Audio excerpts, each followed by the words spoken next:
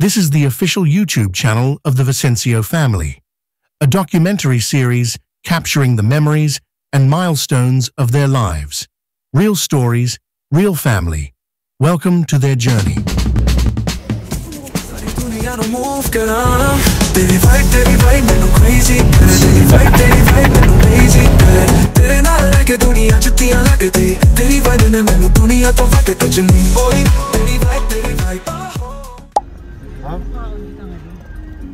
Eh dito pa nadaanan ng kuwan.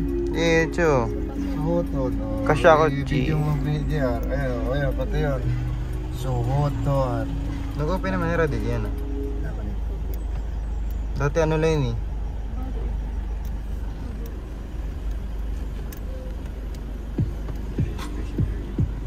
Ang parking area? Sir, asa po parking area? Welcome to Suharan! First things first, yes, there's a parking area, so no need to worry. And the best part, this place is just along the highway, so you won't get lost.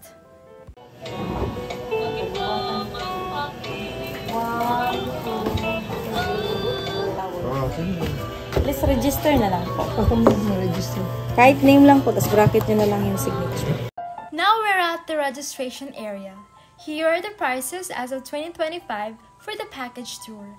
And for us, we paid for the 6 packs package. All set and ready. Here's a quick look at the receiving area. And yes, that's me doing my little walk. The place has such a warm and welcoming vibe. And the souvenir area? So cute!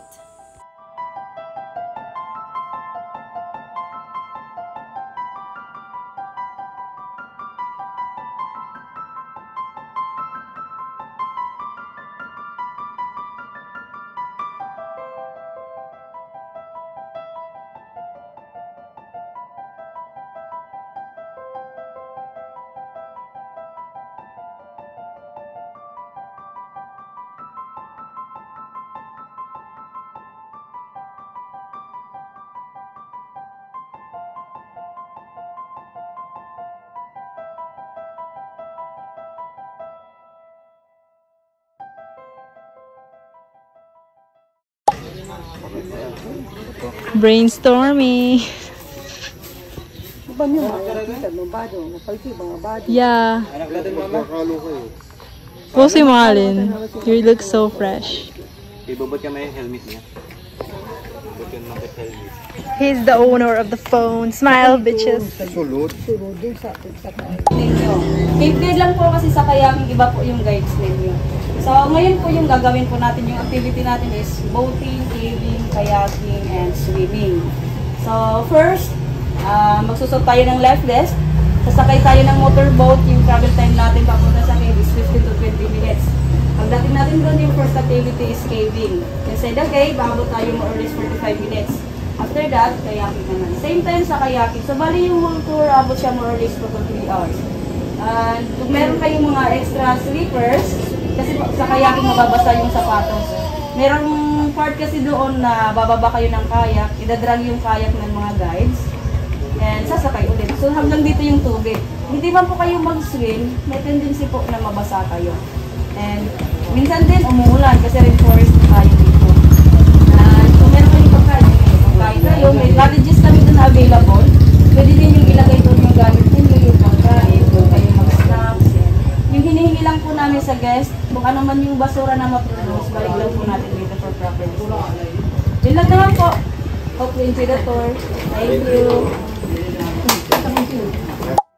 Now it's time to put on our life jackets. Safety first, of course, and luckily, our tour guide was super helpful, even assisting us with the straps. Mama, say hi. Everyone, meet Bubbles! Isn't she cute?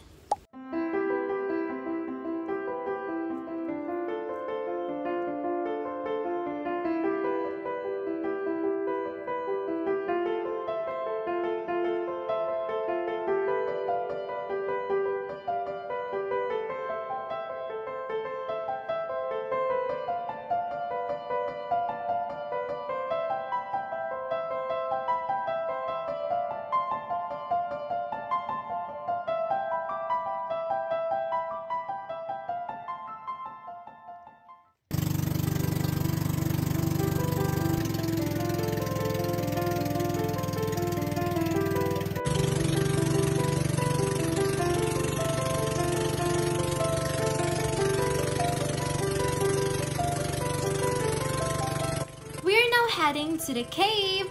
What's so cool about this part is that even the ride itself feels like an adventure. I swear the Philippines is just too beautiful.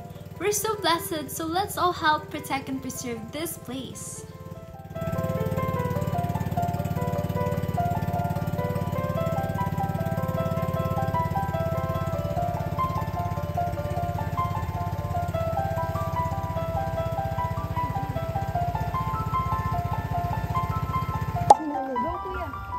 After a fun and breezy boat ride, ta-da! We have officially arrived at the cave site. The view is already stunning and the real adventure is just about to begin. Thank you po. Ah, di si mama. Buli si mama, bisi ka lang sa darang mama. As we head up, the locals welcome us with songs. A live serenade! It's honestly so heartwarming and such a unique part of the experience. Thank you, Saharan.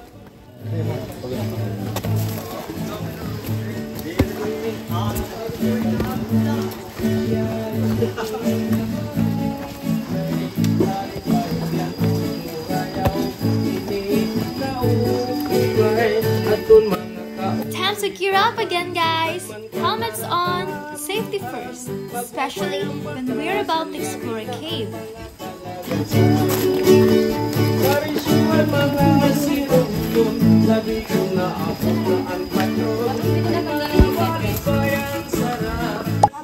Time to gear up again, guys! Helmets on, safety first, especially when we're about to explore a cave. Ang bag sa loob, much better. Iwan na lang dito sa labas. Baka mahirapan na kayo mag-gift na mag-gift sa loob. Hello po.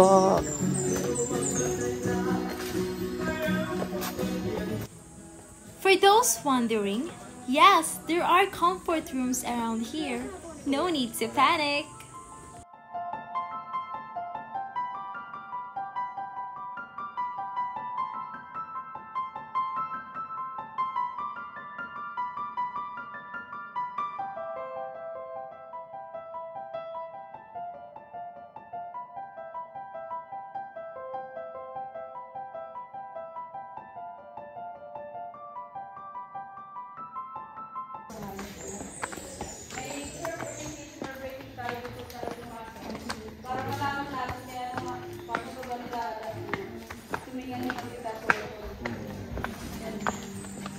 Before we go in, our tour guide is giving us some trivia and reminders.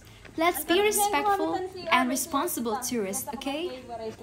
So, maupit ng aga yung tanan. So, welcome dito sa Sohoton Panhulugan Cave. So, yung pangalan ng cave namin is Panhulugan kasi po Sohoton is the area. Yung area ng Sohoton National Park is 140 hectares. Inside that area, kahit ilang caves, makikita natin yun dito, pero ito lang yung open to public natin.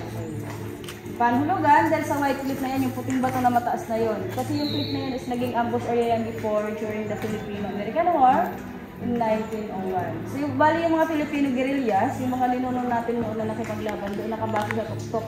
Pag dumaraan sa river yung mga Amerikanong sundalo, hinuhulugan nila ng boulders or big rocks. So attack din, kasi noon wala pa silang mga weapons, kaya tinawag na Panhulugan from the word, which means to drop from the top. So yung cave, na-discover ng isang pari, isa siyang Austrian first missionary, si Father Karl Hotterer. Na-discover niya ang cave 1968 na open sa public 1973. Meron siyang lawak na 569.9 meters inside, kaya explore natin siya more or less 45 minutes, depende sa lakad at picture-picture sa loob. Yes. So inside the cave, meron kaming ipinagbabawal. Bawal humawak sa kahit anong uri ng bato or limestone. Kasi yung kamay natin is may acid, acidic tayo dahil sa kinakain or ina-apply sa katawan. So once hinawakan, nag-turn to brown, continuous touching mamamatay. Pre-preserve namin siya para at least sa susunod na henerasyon, maabutan ka ng mga apo or anak natin. Kailangan din yung imagination. Kasi without imagination, di tayo mag-enjoy. Puro lang bato yung magpita sa loob. Okay? So, tingin ko dito, parang aabot tayo ng isang oras. Kasi mahilig sa picture. Meron ba sa inyong claustrophobic? Hinahirapang huminga sa loob? Wala naman. Pero dito, kahit, Waray ko na lang bayan, guys. Waray ni Igbaw dito kanina. Igbaw dawan po, Harap kita viewers.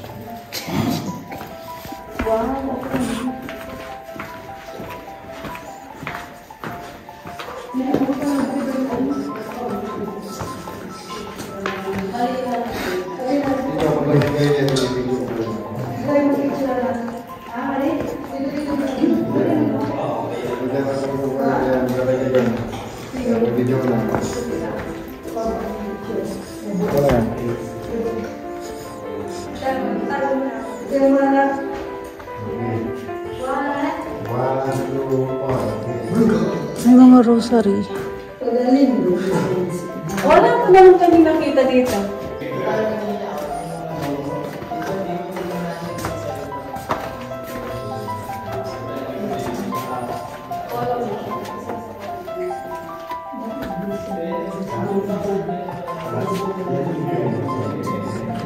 Okay, dahil nandito tayo sa Sohoton, susuot tayo. Careful ulo. May stalactite sa taas, may stalactite na tumutuloy sa baba. Paano nga ito na?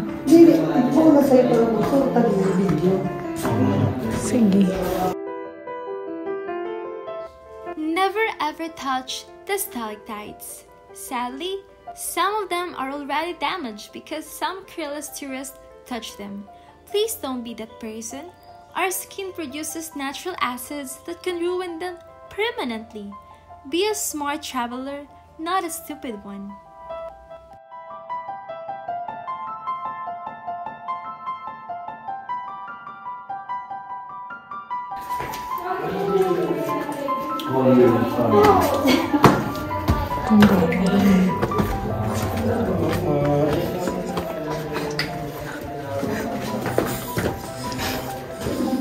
Hey.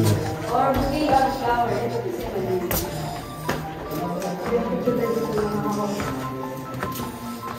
Hindi ko na mo kita video mo.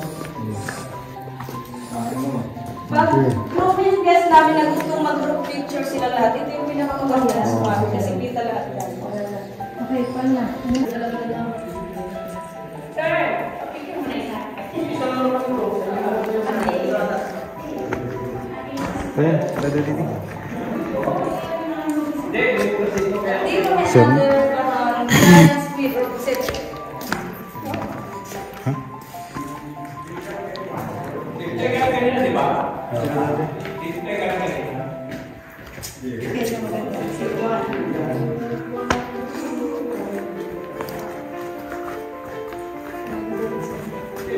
Dito parang mga jellyfish na unahan paangat, yung pinakatok-tok puno ng pangikan.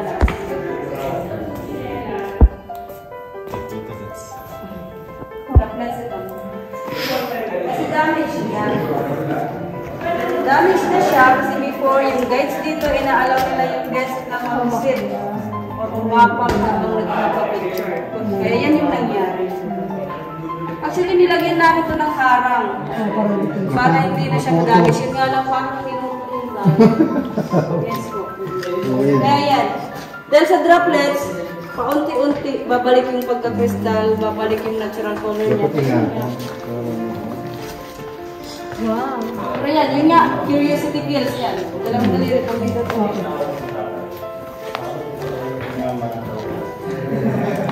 Careful, madalas na yung ano.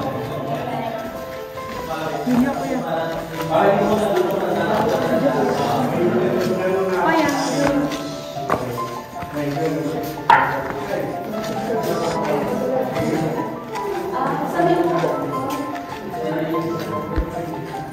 Dito tawag namin parang banana restaurant sa service. Hanggang doon sa taas. Tapos itong malilit na stalagmites, tinawag namin na farmers na nagtatanim, kaya nangalan sila dito. Or depende rin sa imagination, kasi yung ibang guest ayaw nila sa banana restaurant. Ano po yung na-imagine ninyo? Yung iba, minsan sabi nila parang village, community. Asa? Or banaw. Yes. Pag, ano naman, pag mga foreigners, Trolls. parang graveyard daw. Naging cemetery.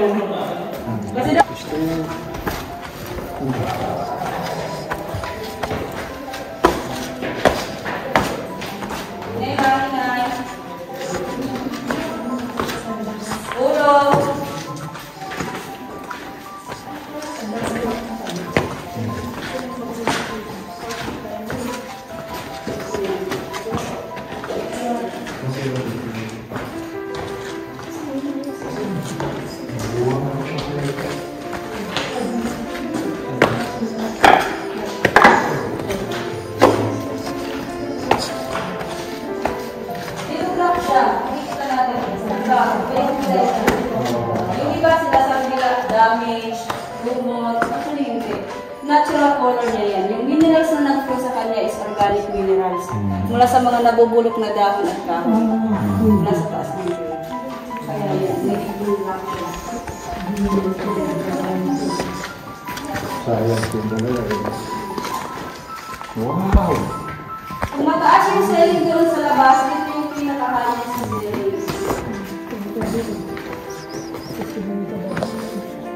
Parang panahon ng mga Diyos ba? Yung Moises kong sila oh.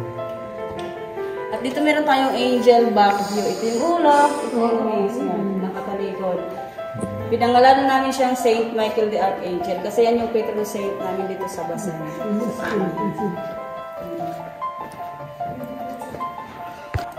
Meron pa nga tayong dito yung giant cake.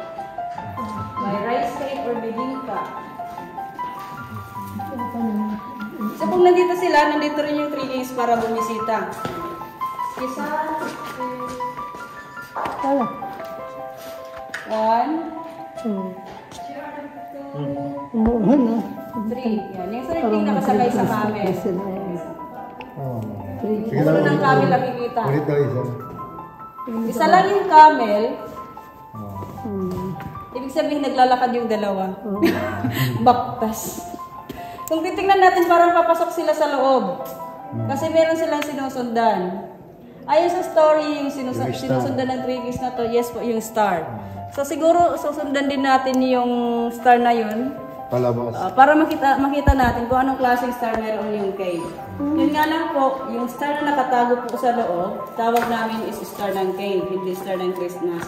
Kasi hindi siya pwedeng maging star ng Christmas. At yung formation niya, parang hindi siya angkop sa mga bata. Pag may mga bata kaming guest, hinihingi namin yung permission ng parents or guardian na nandyan kung pwede namin itong ipakita. Yun po yung makikita natin doon sa loob. Mga warrior yun.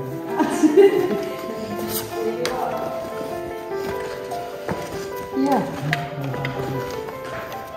Salamat.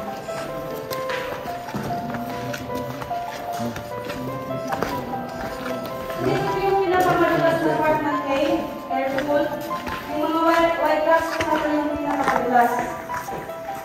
Dahan-dahan lang.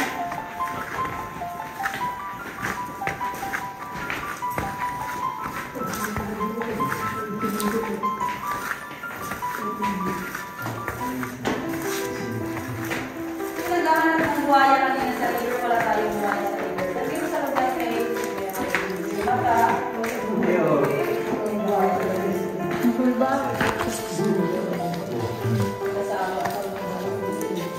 tapos dito parang yung Statue of Liberty. Yun nga lang, malaki yung braso, maliit yung ulo. Parang mali yung pagkakagawa.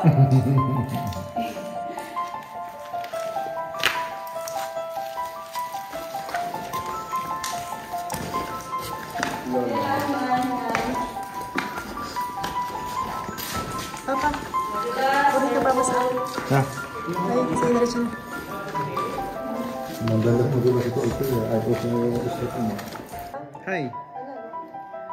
Gabay hindi ma-picture set, tikat-tapat mo. Ito ka. Tingin ko lang ito lang. Yung one step. Isa right step. Kasi ano sa babaw. And that's it for the cave exploration, guys! This adventure isn't over yet, so Houghton has so much more to offer. So click on the next video and let's keep the fun going! Don't forget to like, subscribe, and share this with your travel buddies! Bye!